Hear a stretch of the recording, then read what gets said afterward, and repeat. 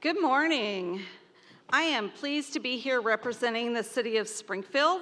You may know us for our stellar park system or our well-timed traffic signals. But we are so much more than that. Our services run the gamut from A to Z, the amazing art museum, thanks to Nick Nelson for allowing us to use this today, to the lions, tigers, and bears at our equally amazing zoo. But one of the most interesting things that the city is doing right now is we are in the process of developing a new comprehensive plan. We call that plan Forward SGF. And so for those of you who may not be planning geeks, let me tell you what a comprehensive plan is. It is a guide to development of our community, and we're looking out for the next 20 years. How should this community develop? And so at its very basics, it's a land use plan. It's going to guide our zoning decisions and policies about development, but it's also really an opportunity to do some visioning and to say, what do we really want the community to become in the future? The last time we did a comprehensive plan was, sad to say, in the 1990s, early 2000s, and we called that effort Vision 2020, and here we are in 2020. So it contained all the typical land use information and zoning policies, but it also proposed projects, programs, and initiatives, and some of those marquee activities that you may recognize that came out of Vision 2020 are Jordan Valley Park, including the Ice Park and Hammons Field and the Expo Center.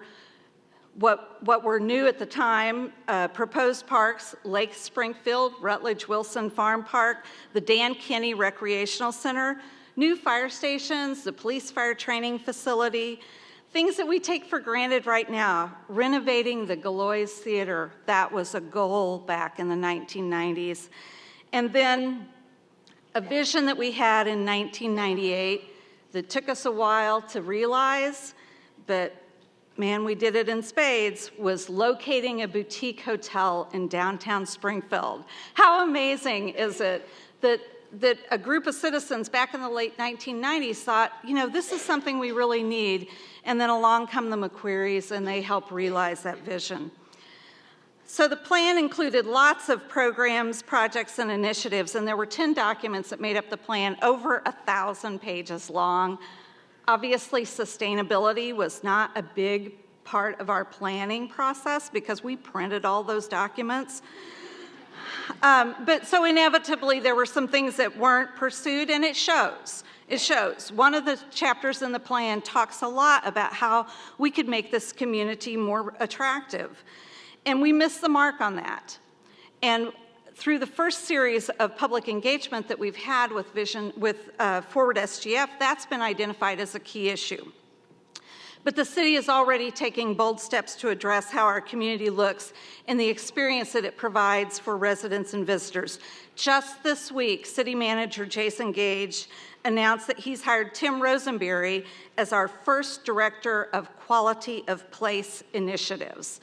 I can say this because Tim and I are about the same age. He is way too old to have a title like that.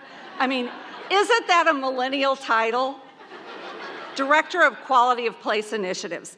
I think we may be the first in the country to have someone titled that, but we're going to capitalize on it. And we're going to be using Tim to work with all the city departments to assess how our public improvements can add to the quality of place experience. So we're about to wrap up the first month of 2020. The year we visioned for is here, and it's time to create a new vision for our future. It's critical that your voice be heard. What kind of community do you want to live in? What kind of community will attract new residents and new employers? What kind of community will attract new families and retain our retirees? You'll have a chance to talk about your vision for the future at the three workshops next week. Just real quickly, those are Tuesday, January 28th, 6:30 at the Oasis, Wednesday, January 29th, 2 p.m. at University Plaza, and Wednesday, January 29th at 6:30 at Relics Event Center. Each of those workshops is the same, so you can attend one or you can attend all three. They are different, though, from the ones that you may have attended last fall. This panel should help you start thinking about Springfield's future, and so I'm very happy to introduce the moderator of the panel, President and Associate Publisher of Biz 417 and Chairman-elect of the Springfield Area Chamber of Commerce, Logan Aguirre. Join me in welcoming her. Please welcome to the stage Daniel Ogunyemi, Brad Erwin, Deborah Shantz Hart, Ashley Norgard, and our moderator, Logan Aguirre.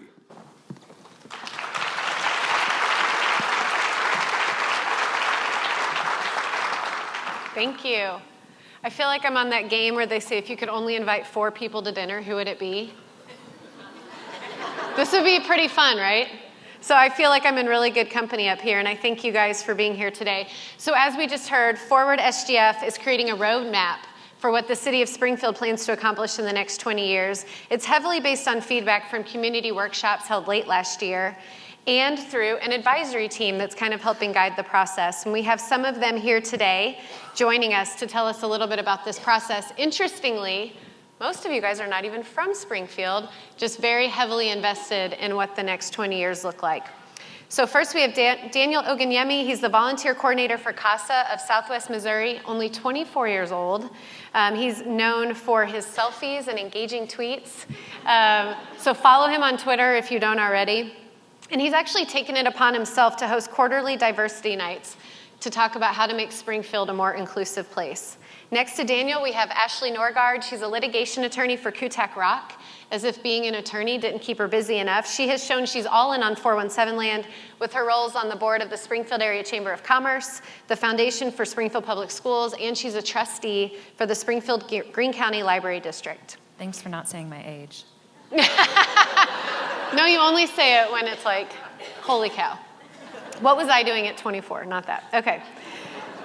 You've already met Brad Erwin. He's the principal architect and president for Paragon Architecture. Like Ashley, Brad uses his time to better the community through serving on the executive committee of the Springfield Area Chamber of Commerce and the community partnership of the Ozarks Board, and he's like 6 months older than me, so he had to cross a certain line before I did, which I really enjoyed. Okay, Deborah Shantz Hart is the owner of Housing Plus and a former chair for the Springfield Area Chamber of Commerce. She's been a champion for affordable housing and is currently working on a project that will provide residences for foster kids aging out of foster care. And I'm the oldest one on the table. Thank you for telling us that. But so we have a fun group up here, and we're going to try to get you guys informed on what's been going on. So I mentioned before, not all of you are from here originally, yet all of your community contributions have earned the attention from community leaders who believe you deserve a spot on this advisory team. Can you each just quickly tell us why you're so passionate about getting involved with this region and moving it forward? Oh, I guess I'm supposed to be starting. I'm originally from Reston, Louisiana, which most people don't know where that's at, but it's North Central. And I came up here for school. And the reason I'm so passionate about the community is because I live here, and it doesn't really make sense to not be involved and not be engaged. I don't like community complainers, and what community complainers are people that complain to anybody who will listen, and then they don't do anything, they don't vote, they don't show up to anything. And so I really, really have this like personal conviction to be involved as much as possible and take awesome pictures and tweet in the meantime. I'm originally from Murray, Kentucky. I then spent a decade in South Alabama and have lived in both France and Japan. And when I was recruited to Springfield in 2013, I thought I would come here for maybe 3 or 4 years and then go to a different market. But I can tell you this place is awesome. And so today, the thing that I think you will hear me talking about is let's all be cheerleaders for Springfield, because we have some really cool assets here, and all of us can be those bold leaders that our community needs. One thing, when Housia Levine, who's the consultant that the city hired for the Forward SGF planning process, he said, look, you probably think I say this to all communities, but I don't. There is a palpable energy for change and progress in Springfield. I believe in that wholeheartedly, and I hope that you do too. Yeah, like Ashley, when I got to Springfield, I really thought this was going to be a 3-year stop, and then off to bigger, better places, other markets. But in 2006, I realized I never gave Springfield a shot. I always had one foot out the door, and I've just really made that conscious decision to just stop residing in Springfield and start living in Springfield, and get engaged and start to actually be here and live here. And it made a huge difference because I had an opportunity to leave in 2006, and then I had another opportunity to leave in 2010 before we started Paragon Architecture. And both times, there was just something that kept me here. And a lot of that came through that engagement and that community involvement. But, there is something different about our community. I truly believe it's the land of opportunity, especially for entrepreneurs and for young professionals. And for me, everything that I do coming out of that is just, really giving back to that community, to our community that gave me a shot. Somebody that grew up in Illinois and moved here, but this town gave me a shot, and it's about giving back. So again, I'm a little different. I'm from Springfield. I grew up here. I went to Roundtree, Jarrett, and Parkview. Went to college here, went away to law school, and then came back. I frankly always wanted Springfield to be my home. I loved growing up here. It was all of the stereotypical things that you hear. Great place to raise a family, wonderful place. But the thing that I learned as a young professional, back in the day when I was a young professional, is that you could actually plug in and you could do things here much faster than you could do them in larger markets. And then I had the privilege of working with John Q. Hammonds for a number of years. And I learned that you could do really anything you want in the nation based right here in Springfield, Missouri. And I think the thing that I learned from John Q. and several other folks in our community that have a lot of financial resources is that they give those resources back. And I think someone once told me, if you're going to live here, you might as well engage and try to make it a good place. I came when I was on the chair of the chamber. My little mantra was, let's make Springfield a place where our kids and grandkids want to live. And I think we are at a tipping point to do that. I think there's lots of energy and excitement, and I think that that's well within our grasp. So, beautiful. Good job, guys. We're in really good hands. So last year, there were 57 community workshops. Over 1,300 people attended those. The workshops themselves are very strategic in hearing from the most people and collecting as many ideas as possible in a short amount of time. For those who weren't in a workshop, can one of you explain how they were conducted, kind of the process they took everybody through? Sure. The workshops were very engaging. The ones that the contractors did at Housing on Levine were fantastic. They do a really good job of engaging everybody that's there, giving everybody equal time to be a part of it, share their experiences, their ideas. And so there were opportunities where you could go through and talk about the strengths of Springfield, its greatest assets, its weaknesses, what you would do if you were, mayor for a year or two, and different things like that to really kind of gauge where people's minds were. So it was very interactive. It's been a very interactive process, and hopefully people remain engaged throughout the entire process. I couldn't hear if Mary talked about this earlier, but some people have said, okay, so I heard that there were some feedback sessions, but where are we right now in the process? It's an 18-month process, and so we are still in I think we're at stage 3 right now. So we've had the initial feedback phase from the community. This next week, as Mary Lilly said, there will be visioning workshops. So know that if you haven't been one of those thousands of people who have already contributed, I'm expecting all of you to be at those next sessions. As an advisory team, we're just that. We're not there to decide. We're not there to say this is exactly what we're going to do. We really, as an advisory team, are a sounding board for the city, for the consultants, and for the ideas that, we are attending all of those sessions. And so then when the city and the consultants put that back together and package it, they can bring that to us and we can say, okay, yes, this is consistent with what we heard at those sessions, and make sure that we're just there as a vector check to help make sure that that your ideas are being reflected. Can you talk a little about the intentionality of the makeup of the advisory board, or how many people are on it? There are 23 people on the advisory team, and the city was really wanted to make sure that it was an inclusive process. They had dozens and dozens and dozens of people whose names were put forth to be on the advisory team, but they were very careful to say, I feel like I know a lot of people in Springfield, and there are a lot of people on the advisory team that I didn't know. They wanted to make sure that there was a good cross representation from all 4 city council zones, from different neighborhoods, different economic, socioeconomic backgrounds, just all of those types of diversity and inclusion things that we heard about this morning. The city was very careful to make sure that there's good buy-in from all different stakeholders in the community. That way, because this has to be our plan. If it's just a document that doesn't mean anything to us, what good is it?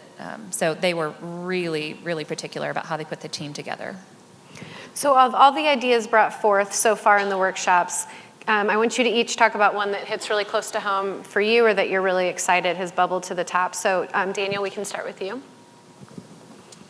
Sure. So this morning you heard a lot about diversity and inclusion. And during I hope it doesn't take 20 years, more like 20 seconds to figure out that diversity and inclusion are more than buzzwords.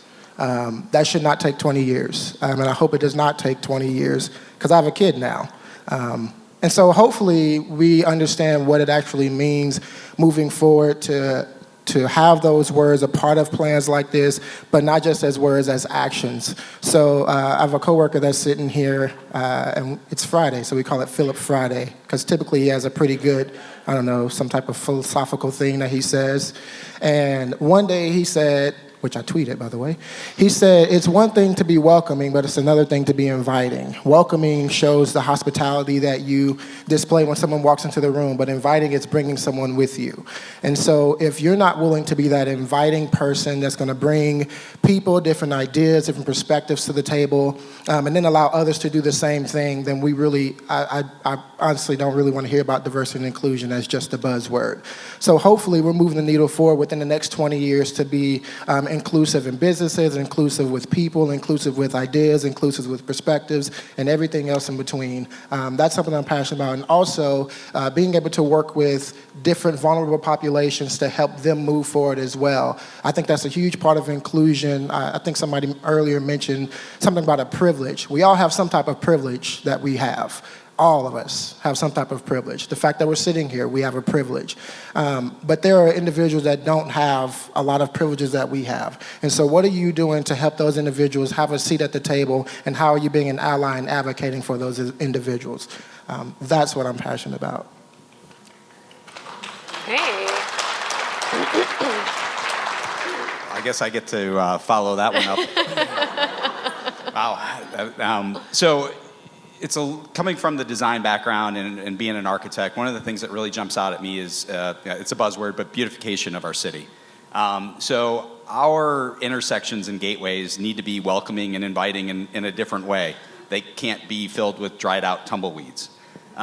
When you bring somebody into town, you shouldn't have to go from the airport, down James River, up National to St. Louis Street to get them downtown and have something that you're proud of to show off.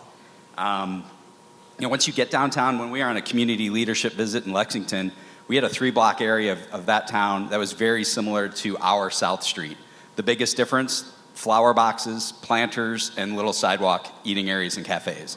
Can you imagine what our 2-block area of South Street would look like with just a little bit less parking and a little bit more intentional design? Who doesn't love Roundtree, right? And why is that? Not only is it the quality of homes, but it's a mixed-use development area. And we have to be more inviting to having commercial and residential butt up against each other and come together, because those are the places that people want to be, young and old. So mixed-use development and redevelopment are really key. Creating a water feature downtown that just so happens to be funneled by the water from Jordan Valley Creek. We can't really talk about opening and daylighting Jordan Valley Creek, or the Jordan Creek. We have to talk about what that project is and think bold and think big. It's about economic redevelopment in that area and bringing something that, again, we can be proud of that can really drive economic engines. Lake Springfield, another jewel in our community that's just kind of on an island. How can we connect Lake Springfield to James River and back to downtown and really create these gateways, these connections that spur economic development? Go for it. I'll follow up on beautification, and since Brad is already talking about the economic development component. So, as I told you, I'm from Springfield, and I'm also a developer. And what I know in today's world is that Springfield is really not a development community, but it is a redevelopment community. We have to start taking a look at our assets, and we have to start rethinking those assets so that we can make them in ways that people want to live. So Brad mentioned Roundtree as a perfect example of trying to find mixed-use developments that we can fit into neighborhoods. But in addition to just the neighborhood, we need to think about what we can do in terms of attracting more businesses and tourism to our community. So we have lots of natural resources. We are a great place to visit.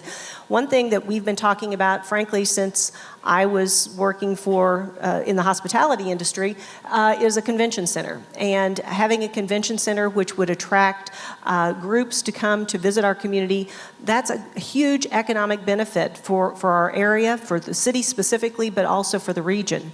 But in addition to that, we've also got to think, this is a vision plan for 20 years. So it's really not project specific. It's a way to create a framework so that we can get that kind of development that we want to see and that we see when we go to other communities. So that means we have to take a look at what our zoning regulations are, what our planning is saying, and we need to take a look. And some of those lots, for example, in some of the older parts of town, they are not suitable for new construction homes. Those houses that were built on 50-wide-foot lots, we can't fit a house that people would typically want to live in today because we kind of are fond of garages. We're also not, some of those neighborhoods wouldn't accommodate townhome development. They wouldn't accommodate higher density, but still single-family property. And those are the kinds of options we need. We talk constantly about how do we get young people to want to stay in our community after they graduate. And one of the ways is to change our housing stock so that we can create more Roundtree-esque neighborhoods where we have walkability, where we have mixed use. So when we think about, this plan, this 20-year plan, it's not just project specific. It's, as Brad said, as to Jordan Valley, it's not just daylighting that creek. It's thinking boldly in trying to find ways to create the opportunity for economic development and a sense of place here in Springfield. And that means we sometimes need to look at it through a different lens because what worked when Springfield was established and some of those neighborhoods that are 50, 75, 100 years old, we might need to take a look at what our zoning ordinances say. And we might need to take a different approach so that we can create more neighborhoods where younger people want to live. I say this pretty regularly. Springfield, I said it when I was on the chamber board, and I still say it. Springfield is at a tipping point.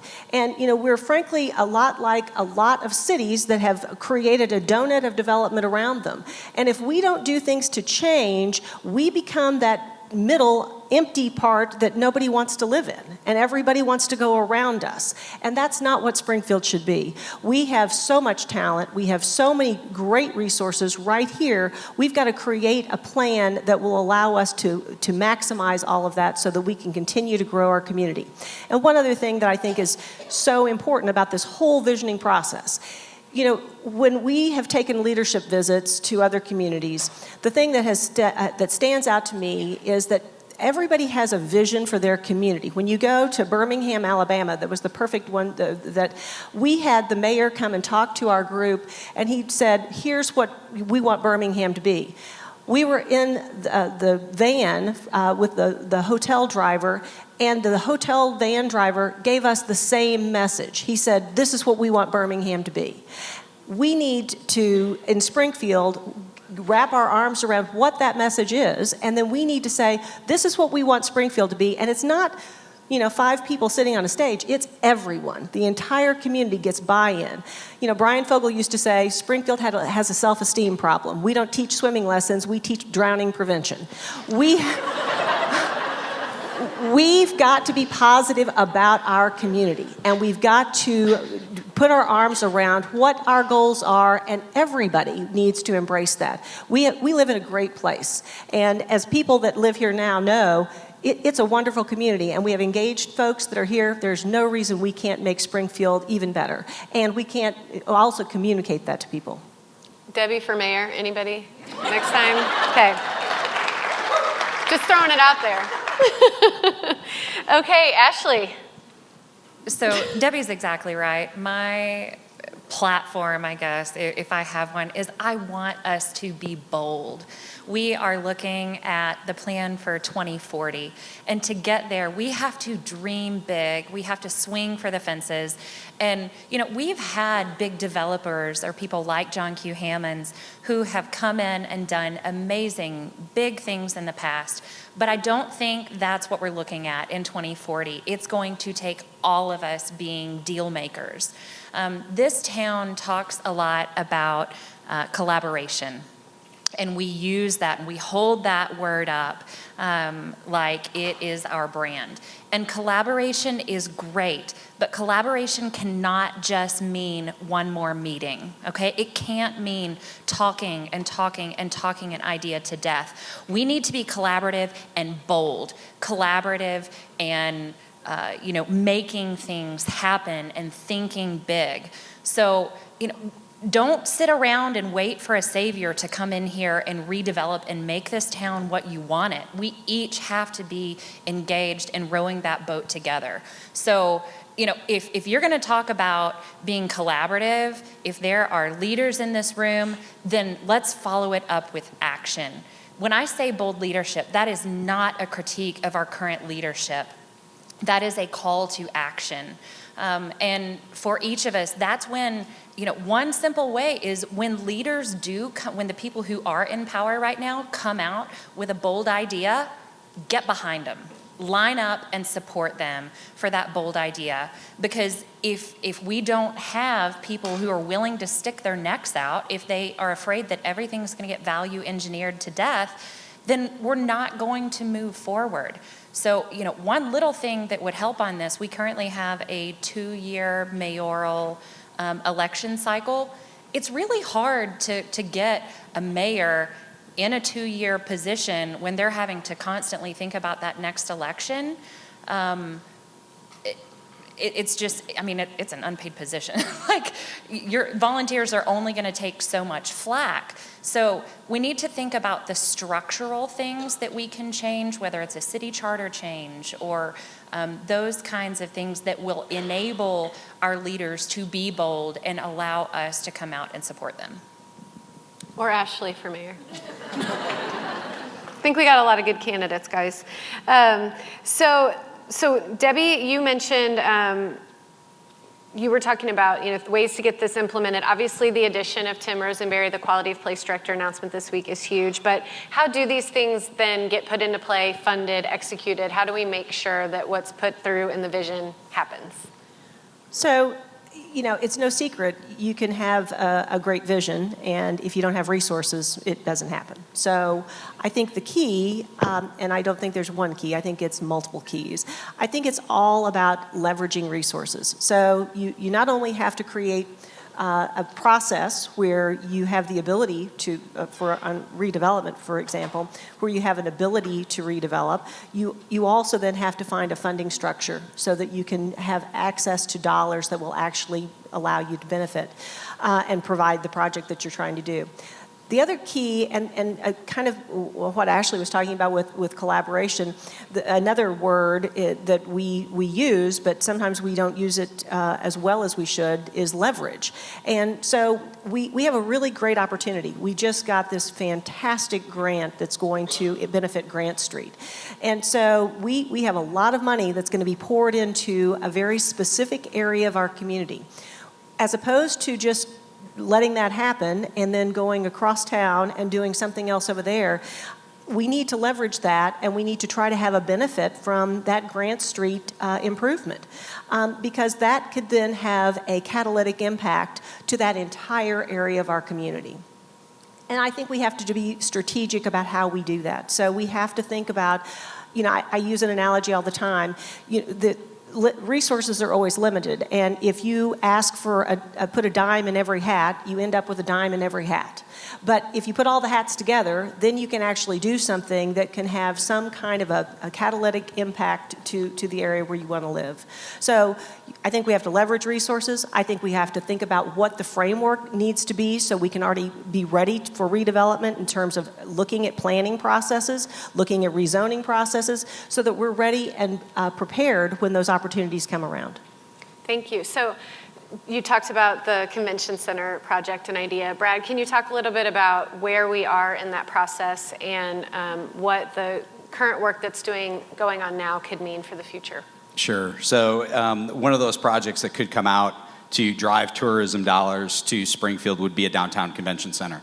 And in order to do that, so for example, City of Springfield right now, we have a hotel motel tax, but it's capped at a certain level. Kansas City, St. Louis, they can go higher, and what that does is it allows more dollars to come into our community for overnight guests that can drive bigger, better projects to drive a better community.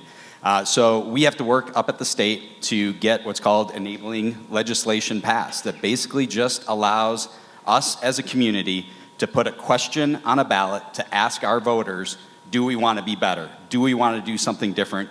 And that's basically getting the hotel motel tax raised. That will then generate more funds to do better projects like a downtown convention center, tournament grade sports facilities, something that will drive tourism dollars, bring outside visitors to here, but then also just make our community even that much more better for us to live in. So we have to be able to support our local delegation up there to push this through, but it's just the first step. And like has been talked about a lot, bold decisions, bold leadership, and get behind the people that need to make that happen. So what's really exciting is the work you guys are doing and the work that's to come. If we have something like a convention center, we're bringing all these people in, they get to see what an amazing place this is, and it really just helps create even more momentum for our area. So there are ways that you can still have your voice heard in this. We have the dates up here for the visioning workshops coming up this week.